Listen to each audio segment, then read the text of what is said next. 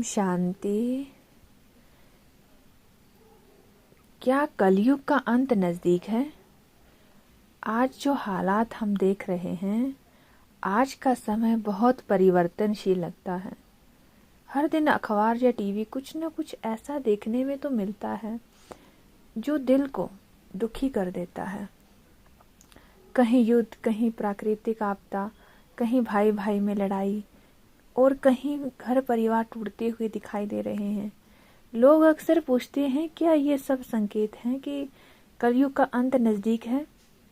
अच्छा, यदि गहराई से सोचें तो ये समय वास्तव में किसी बड़े परिवर्तन की ओर इशारा तो करता है। जैसे रात सबसे गहरी हो जाती है तभी भोर का जन्म होता है, वैसे ही जब अधर्म, दुख और अज्ञानता अपने चरम पर होते हैं तब सत्य, शांति और प्रकाश के युग की शुरुआत होती है।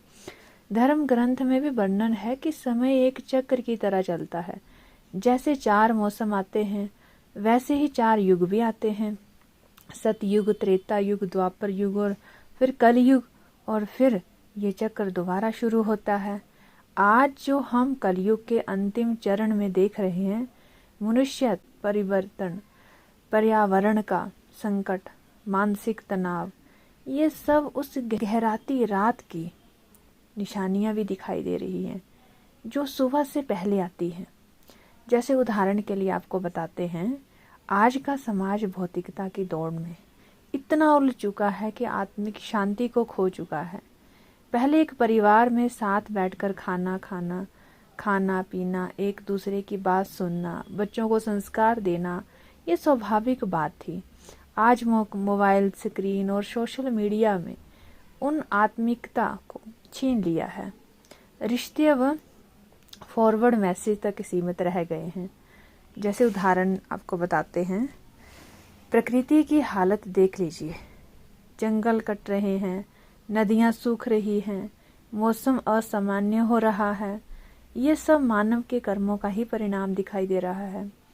जब मनुष्य अपने मूल स्वभाव, प्रेम, शांति, करुणा से दूर चला जाता है तो उसका प्रभाव ना सिर्फ समाज पर बल्कि प्रकृति पर भी पड़ता है। लेकिन इसी समय में एक और परिवर्तन चल रहा है, जागृति का। बहुत सारे लोग अब ध्यान, योग, सच्चे ज्ञान और आध्यात्मिकता की ओर लौट रहे हैं। वे समझ रहे हैं कि बाहरी दुनिया में सच्ची खुशी नहीं है, असली सुख तो आत्मा की गहराई में ही है। ये नई सोच, ये जागरूकता ही उस नए युग की शुरुआत का संकेत करती है। तो क्या कलयुग का अंत नज़दीक है? हाँ, ये अंत नहीं बल्कि एक सुंदर शुरुआत है। जैसे फूल खिलने से पहले कलियां टूटती हैं, वैसे ही कलयुग की कठिनाइयों हमें उस सत्य युग की ओर ले जा रही है। यहाँ आत्मा फिर से शुद्ध, शांत और प्रेममयी होगी। अब ये हम सब पर है कि इस परिवर्तन का हिस्सा बने, स्वयं को पहचानें, अपने कर्मों को शुद्ध बनाएं और दुनिया में रोशनी फैलाएं। क्योंकि जब एक एक आत्मा जागेगी तभी एक नई दुनिया का सवेरा होगा। ये समय केवल देखने का नहीं, जगने का है। ओम शांति।